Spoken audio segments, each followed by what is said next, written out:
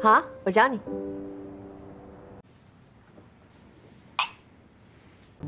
他没有你厉害。我想问你，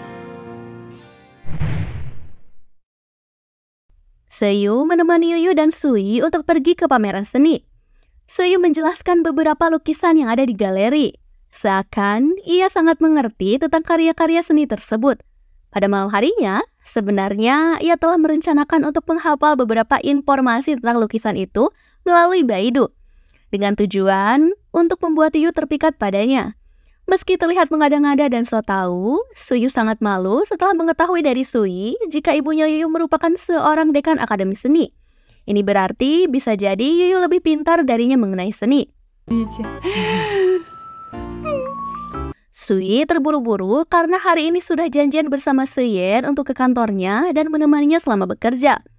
Sementara Seiyu berusaha untuk menahan Yuyu agar ia tidak pulang. Ia sudah membelikan tiket untuk nonton film berdua bersama Yuyu. Untungnya, Yuyu punya waktu luang dan ia mau menemani Seiyu untuk nonton bersama.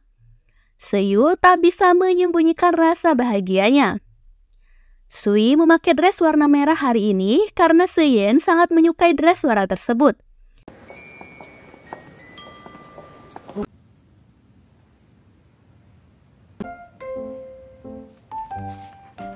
Di sini, Seiyen berhasil terpikat ketika melihat Sui. Mereka menghabiskan waktu produktif akhir pekannya di kantor Seiyen. 规定的大白天，办公室就不行啊。我去开会了，你自己待会儿。 Satu fakta yang terungkap. Awalnya, Sui mendekati Seiyen karena ingin mendapatkan artikel di halaman depan, mendapatkan wawancara eksklusif, ingin pamer dan balas dendam untuk mengesankan mantan pacarnya Xingzhou. Tapi sekarang, ia berubah setelah cukup lama berada di sisi Seiyen. Ia menyadari jika perasaannya sudah sangat dalam pada Seiyen. Sui memutuskan ingin menghabiskan sisa hidupnya serta melewati masa sulitnya bersama Seiyen. Hal ini ia ungkap ketika berkomunikasi di voice note dengan temannya Sansan. Saat Seiyen kembali setelah rapat, ia melihat Sui sudah tertidur dengan pulas. Seiyen pergi sebentar ke toilet. Sui terbangun dan mendengar balasan voice note dari Sansan. Dengan setengah sadar, lalu perlahan membuka mata, ia kaget ketika sudah ada jas Seiyen di tubuhnya. Saat Seiyen datang, Sui khawatir jika Seiyen mendengar balasan voice note dari Sansan tadi. Seiyen memang menguping sedikit voice note tersebut. Tapi ia tidak terlalu peduli apapun motif Sui mendekatinya, bagaimanapun ia tetap menyukai Sui. 我当然想去啊，我全程跟着你嘛。 Konferensi pers teknologi chip akan digelar minggu depan. Sui meminta izin untuk menemaninya sepanjang acara. Seiyen menjawabnya dengan menggoda dan berkata, "Kau boleh menemaniku, termasuk saat makan dan menginap." Sementara, ia yang sudah menunggu Sui di kantor Financial Introduct. Ia dengan paksa meminta Sui supaya bisa mewawancarainya dan membuat artikel berkualitas tentangnya. Ia tidak ingin jurnalis siapapun, karena baginya Jeng Sui benar-benar sudah membuatnya terkesan. Menerima wawancara yang merupakan kesempatan bagus dan bernilai. Ketuai memberi arahan jika ini adalah waktu yang tepat untuknya agar bisa mempromosikan majalah digitalnya. Namun Sui merasa ia masih harus mempertimbangkan dan mendiskusikannya. Ia berjanji tidak akan mencampuri urusan pribadi, percintaan, dan pekerjaan ke dalam masalah ini. Jeng Sui kemudian memberitahu jika ia ingin menghadiri acara konferensi pers teknologi chip minggu depan. Tidak ada undangan eksklusif untuk Financial Introduct. Ia memberitahu Ketuai jika ia akan datang nanti bersama Seiyen. Ketuai menebak jika Jeng Sui saat ini telah menjalin hubungan romantis dengan Seiyen. Lalu ia memberinya izin untuk menghadiri acara tersebut dan memberikannya kesempatan untuk mendiskusikan masalahnya bersama Seiyen. Sui menikmati waktu kencannya bersama Seiyen pada malam itu. Ia membicarakan mengenai rasa dilemanya untuk membuat artikel eksklusif tentang Yang. Seiyen begitu pengertian. Ia mengatakan jika ini adalah kesempatan untuk Sui untuk mengembangkan majalah digitalnya. Seiyen menghargai apapun keputusan Sui dan berharap ia tidak terpengaruh oleh masalahnya. Seyen mengatakan kalimat yang sangat manis untuk Sui. Sui memintanya untuk mengucapkannya kembali agar ia bisa merekamnya melalui handphone. Seyen menatapnya dengan penuh cinta dan berkata, "Ketika saat bekerja, kau tampak bersinar seperti bintang paling terang. Aku pernah bingung atas kehebatanmu, tapi aku tahu bahwa itu adalah cahaya yang membuatku tertarik. Aku berharap kau semakin bersinar dengan terang, agar kita bisa terang secara bersama, dan tak ada orang lain yang dapat melihatnya kecuali kita."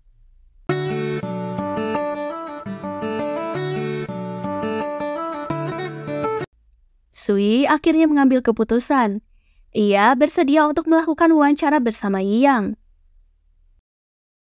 那我们开始了。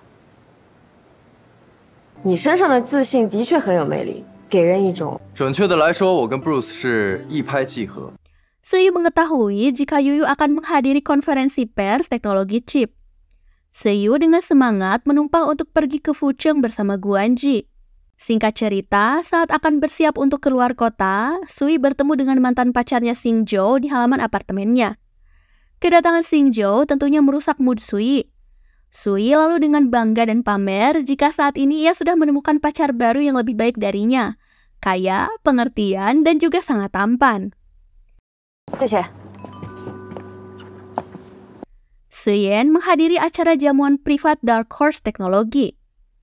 Para tamu di sana sangat memuji Yang dan Seyen karena tidak punya dendam pribadi terkait masalah perebutan konsultan bisnis.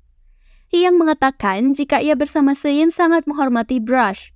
Meskipun Dark Horse dan Lean saat ini bersaing, tapi ia berharap di masa depan perusahaan Yuancheng juga bisa berinvestasi dan bermitra dengan perusahaannya. 谢谢。喂猫。 Karena Sui sudah bosan menunggu Seyen, ia memutuskan untuk keluar dan menikmati jajanan pinggir jalan kota Fucheng. Ia sempat digoda oleh beberapa pria hidung belang. Untung saja, Seyen bisa datang tepat waktu. "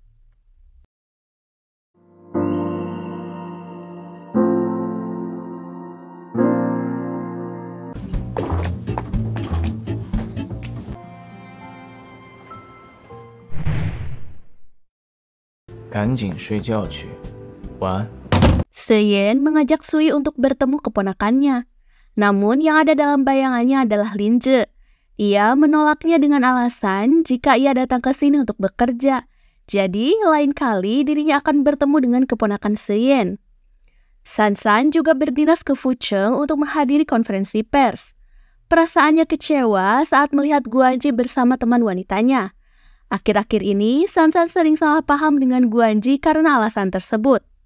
Seyen memberitahu teman 3 serangkainya jika saat ini dia sudah mempunyai pacar. Tapi dia tidak mau mempublikasikannya dulu sampai pacarnya siap untuk mengumumkannya. 嘴又着迷。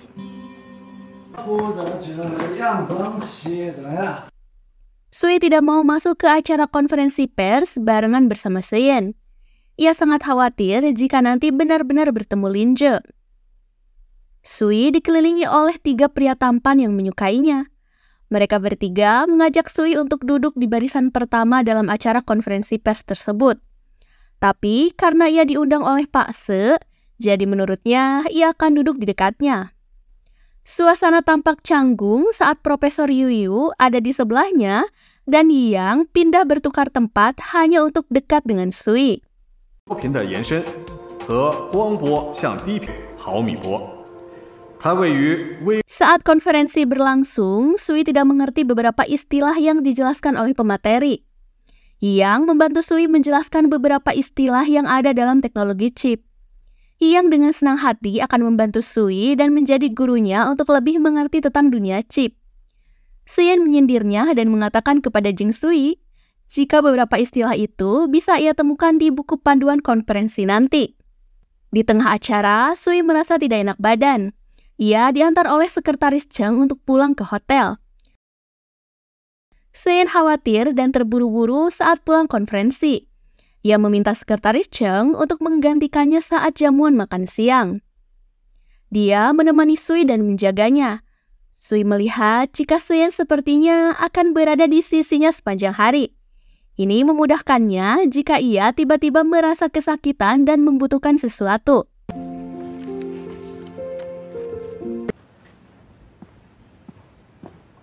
Lalu, Seyen dengan perhatian memesankan makanan untuk Sui sebelum ia pergi.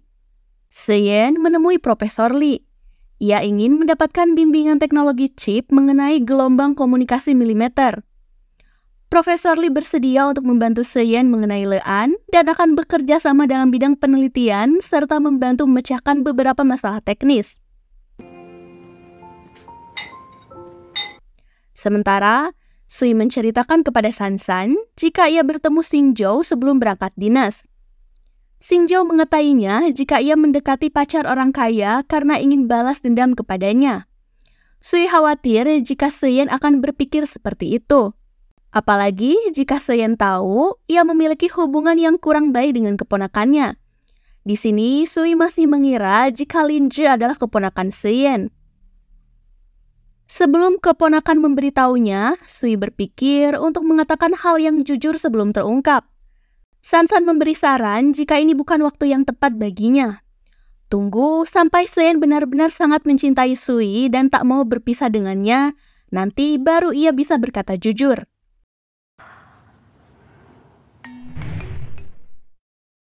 Seiyu diberi tugas oleh Sui untuk membuat ringkasan hasil konferensi pers. Ada beberapa hal yang ia tidak mengerti. Seiyu melihat Yuyu masih ada di ruangan. Ia meminta bantuannya. Yuyu memberitahu jika ia tidak perlu terlalu fokus pada istilah konsep. Karena ia membuat konten tentang keuangan, yang utama menurutnya adalah memahami tren dan dinamika industri chip. Ia bisa menghubunginya jika Seiyu tidak mengerti beberapa hal teknis yang ia tidak ketahui. 好的，我知道了。886。Seyen mengajak Sui untuk menonton film bersama. Tak ada ekspresi apapun saat Seyen menonton film tersebut. Sui beranggapan apa filmnya sangat membosankan. Saat pulang, Sui menanyakan pendapatnya tentang film tersebut. Menurut Seyen, adegan tokoh utama pria sangat imajinatif dan memiliki akhir yang cukup mengenaskan. Tapi menurut Sui, ini juga semacam memiliki akhir yang bahagia. Mereka saling mencintai dan setia dalam kematian. Ada yang aneh dengan perkataan Seyen. Sui berpikir, bukankah ini film romantis yang manis? Sui dan Sansan saling berpapasan dengan pasangannya. Sui kaget, ia melepaskan tangan Seyen. Seyen langsung menatapnya dengan tatapan marah dan mengintimidasi. Pada akhirnya, masing-masing pasangan ini pulang secara terpisah. Satu hal yang membuat Seyen cukup kecewa dengan Sui. Apakah ia benar-benar tak mau jika orang lain mengetahui hubungan keduanya? Seyen dan Yang menjadi pembicara di konferensi kali ini. Keduanya sempat disinggung oleh moderator mengenai masalah Brush yang keluar dari Lean dan lebih memilih menjadi CTO di Dark Horse Teknologi. Menurut Seyen, Lean dan Dark Horse memiliki dedikasi untuk pengembangan chip dalam negeri. Kalaupun ada persaingan, menurutnya ini adalah persaingan yang sehat. Terkait dengan pertanyaan tadi, ini membuktikan kekuatan kedua perusahaan. Ia merasa terhormat bisa bekerja sama dengan Lean. Setiap teknologi itu seperti maraton. Berada di depan atau di belakang untuk sementara waktu itu tidak penting. Baginya, tetap berpegang pada niat awal hingga akhir itu adalah prinsipnya. Jika Dark Horse punya terobosan lebih dahulu, ia tidak mempermasalahkan hal itu. Yang penting, siapapun yang memimpin industri ini di masa depan, mereka bisa memberikan value kepada konsumen. Namun Seyen yakin dan percaya penuh untuk kemajuan mitra bisnisnya Lean di masa depan. Singkat cerita, ia yang tahu jika Sui berpacaran dengan Seyen. Dengan berani ia mengatakan di depan Seyen jika saat ini ia sedang mengejar Sui. Ia ingin berkompetensi dengannya, baik dalam pekerjaan maupun percintaan. Yang dengan nada sombong berkata jika ia akan menang dengan mudah. Dengan sinis Seyen menjawab, terlepas dari apapun yang ia yakini saat ini, tapi dirinya kali ini sudah menang. Seyen menunjukkan keromantisan dengan memegang tangan Sui dan keluar dari ruangan konferensi. Dengan kegigihannya, akhirnya Seiyu bisa makan berdua bersama Yuyu. Dengan berbagai cara, ia ingin membuat Yuyu selalu berada di dekatnya. 下次换你请。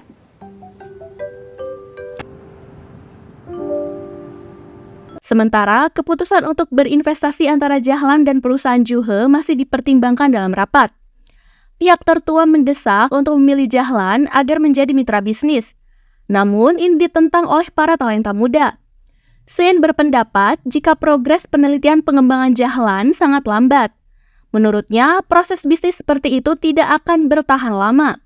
Ini tidak hanya berkaitan dengan kepuasan jangka pendek. Juhe memiliki semangat muda dan bertekad. Ia yakin jika Juhe akan mencetak profit lebih tinggi untuk Yuancheng.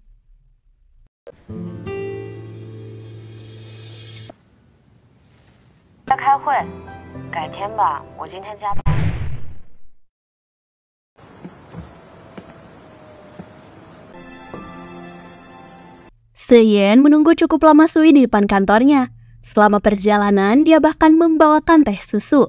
Ia sangat tersentuh dengan sikap Seyen yang selalu memanjakannya. Liburan akhir tahun akan dirayakan di Qing'an. Sui memberikan beberapa hadiah keluarga sebelum pulang, seperti membelikan jam tangan untuk ayahnya, dan tak lupa ketika melihat jam tangan cantik, ia juga teringat Seyen, dan akhirnya memutuskan untuk membelinya. Linje begitu sangat membenci Sui. Saat bertemu di toko jam tangan, ia tak berhenti mengatai dan memfitnah Sui jika ia berselingkuh dengan Pak Shu di depan temannya. Tapi Sui tak gentar, ia hanya menyampaikan beberapa kalimat yang membuat Linje sangat kesal. Sui akan menghabiskan waktu libur di kampung halamannya. Kali ini, Seyen mengantarnya menuju stasiun kereta. Saat sampai rumah, Sui memberikan beberapa hadiah yang ia beli sebelumnya. Kedua orang tuanya sangat menyukai hadiah tersebut. Mereka menyampaikan rasa bangga atas pencapaian karir Sui. Saat arisan ibunya dan pertemuan para teman ayahnya, keduanya mengatakan jika ia selalu memamerkan prestasi Jeng Sui dan memperlihatkan artikel hasil karyanya yang begitu berbakat. Guaji memperhatikan Sansan dari jauh. Pada awalnya, ia ingin mengajaknya untuk menghabiskan akhir tahun bersama. Tapi ia cemburu dan marah saat Guanji salah paham tak sengaja mendengar pembicaraan Sansan dan sepupunya yang membahas tentang pernikahan. Guanji menemui Sansan pada malam harinya. Ia menyatakan perasaannya bahwa ia sangat menyukainya. Sansan masih salah paham. Ia merasa sudah terlalu kecewa pada sikap Guanji. Ia mengatakan dengan tegas jika mereka tidak cocok dan memohon kepada Guanji untuk jangan mengganggunya lagi mulai sekarang. Ornamen tahun baru sudah terpasang di dinding rumah. Malam tahun baru Imlek mereka habiskan dengan masing-masing keluarga tercinta. Sui dan Seyen melepaskan rasa rindu mereka dengan video call, saling bercanda riang, dan berbagi aktivitas pada malam tahun baru bersama keluarga. 新年快乐！来，我提一遍，祝大家新年快乐！新年快乐！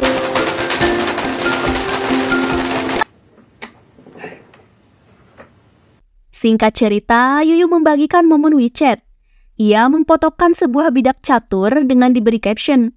Bahkan saat main catur, orang tuaku punya kesempatan memberi petunjuk tentang pernikahan. Seyen melihat Sui mengomentari status Yuyu dengan berkata, ayahku juga sama. Mimik wajah Seyen langsung berubah masam saat melihat itu. Sui akan menghadiri pesta pernikahan seniornya. Ia mengingat jika mantan pacarnya Xingzhou akan datang bersama si wanita itu. Ia memakai gaun dan dandan cantik hari ini untuk membuktikan jika ia adalah wanita yang paling menawan dan tak ada duanya. 快坐。你应该带你男朋友来的。 新婚快乐，恭喜恭喜！谢谢。 Saat di pesta pernikahan seniornya, Sui bertemu dengan banyak alumni teman kampusnya. Xingzhou dan pacarnya juga sudah datang. Sui sangat benci dan merasa jijik melihat keduanya. Waktu pelemparan bunga kedua mempelai, tanpa sengaja bunga tersebut terlempar tepat ke arah Sui. Sang MC berkata, apakah Sui sudah memiliki pacar? Dengan berani, Sui menjawab jika ia sudah punya pacar. Linje memanas-manasi Sui dengan bermesraan di hadapannya. Dengan sigap, salah satu temannya membela Sui bahwa ia harus segera menikah. Aku sangat lega jika profesi pacarnya di bidang keuangan. Ini berarti pacarnya pasti kaya dan berpendidikan. Lalu Lin Je dengan nada sombong menepis bahwa pacar Sui memang kaya dan berpendidikan, tapi ia memfitnah jika pacarnya sudah tua dan berkeluarga. Di sini Sui merasa geram atas perkataan Lin Je dan ia membalasnya dengan tamparan kata-kata yang membuat Lin Je marah. Atas kekacauan tersebut, Sui merasa tidak nyaman. Ia keluar dari tempat acara. Sui melihat Seyen sudah menunggunya. Diam-diam ia pergi ke Qing'an untuk menemuinya.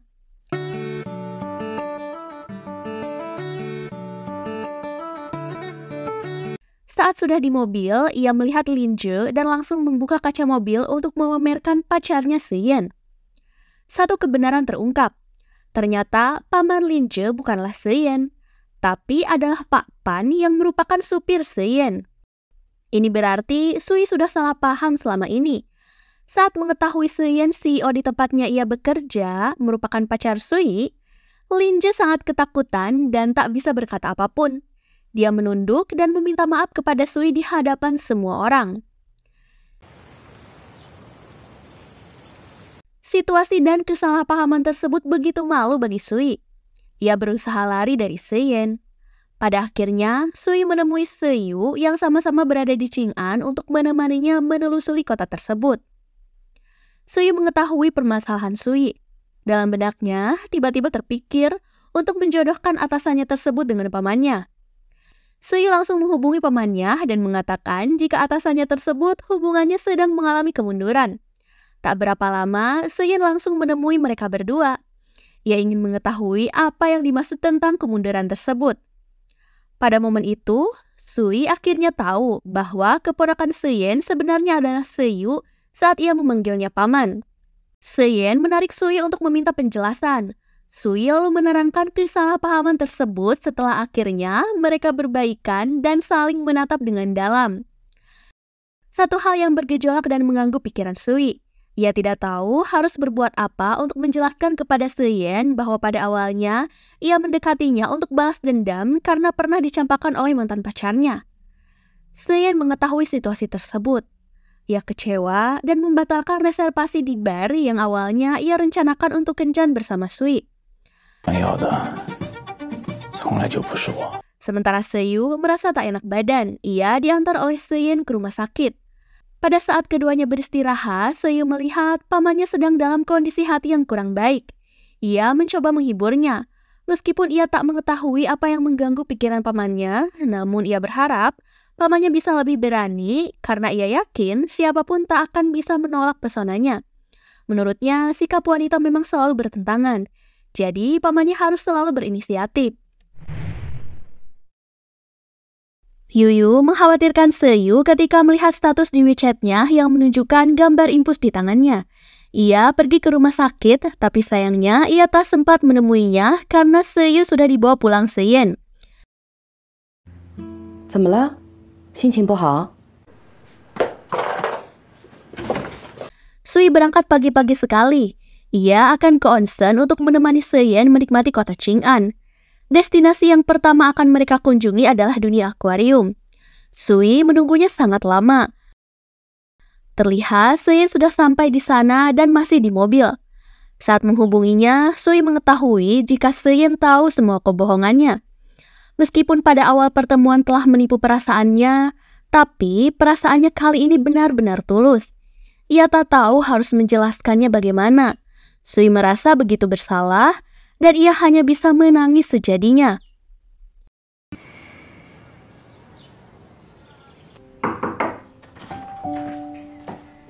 Ibunya mengkhawatirkan Sui. Ia hanya tidur sepanjang hari dan tak keluar untuk sarapan pagi.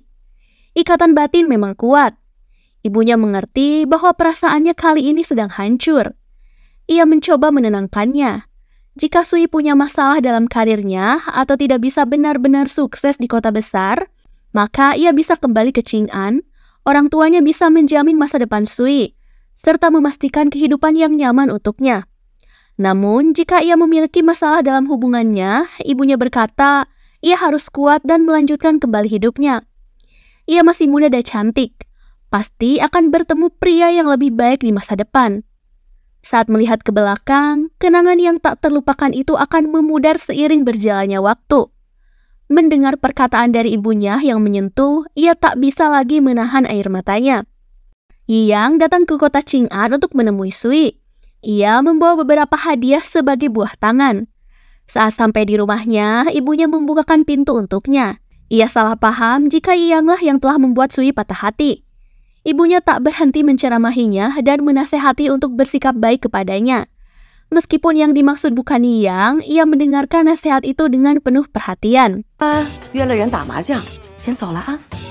Sui mau tak mau harus menemaninya selama di Ching'an. Yang membuat masakan untuk Sui. Ia tak berhenti mengungkapkan perasaannya secara terang-terangan. Yang juga mengajaknya jalan-jalan ke tempat SMA Sui untuk lebih mengenal masa lalunya dan Sui lebih dalam. Yang berharap jika Sui bisa membuka hati dan mempertimbangkannya. Namun Sui mengingatkannya jika ia telah punya seseorang dalam hatinya. Namun perkataan ini tak akan membuatnya menyerah atas Sui. Sedangkan Seyen menghabiskan waktu bersama teman 3 seranggainya. Ketiga pria ini sedang dalam kondisi hati yang buruk. Sementara Guanji mencoba menjelaskan kesalahpahaman mereka selama ini dengan Sansan. Mereka berbicara dari hati ke hati. Guanji mengungkapkan perasaan mendalam dan tulusnya kepada Sansan. Mereka berdua akhirnya resmi menjalin hubungan. Sudah beberapa hari ini, Sui tak mendengar kabar maupun berkomunikasi dengan Seyen. Mereka berdua saling merindukan satu sama lain, namun enggan untuk mengungkapkannya.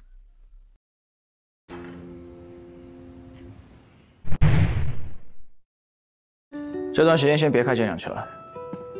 哎，好久没见这个郑记者了。 Pak Guan menanyakan kabar Sui kepada Seyen, karena akhir-akhir ini ia sudah lama tak melihatnya. Saat mendengar nada bicara Seyen, ia mengerti tentang situasi yang terjadi kepada Seyen dan menasehatinya untuk selalu berkomunikasi dan lebih saling pengertian. Pak Guan menilai jika Sui adalah orang yang setia. 你明天去辞职，不用再去上班了。 Sementara Seiyu minta izin kepada Sui jika dirinya ingin mengambil cuti dan istirahat selama beberapa hari. Menurutnya, karena hal ini berkaitan dengan keluarga dan pamannya yang sangat mengkhawatirkan tentang kesehatan Seiyu. Sui mempunyai pemikiran lain. Ia menebak jika itu rencana Seyen untuk menjauhkannya dari orang-orang terdekatnya.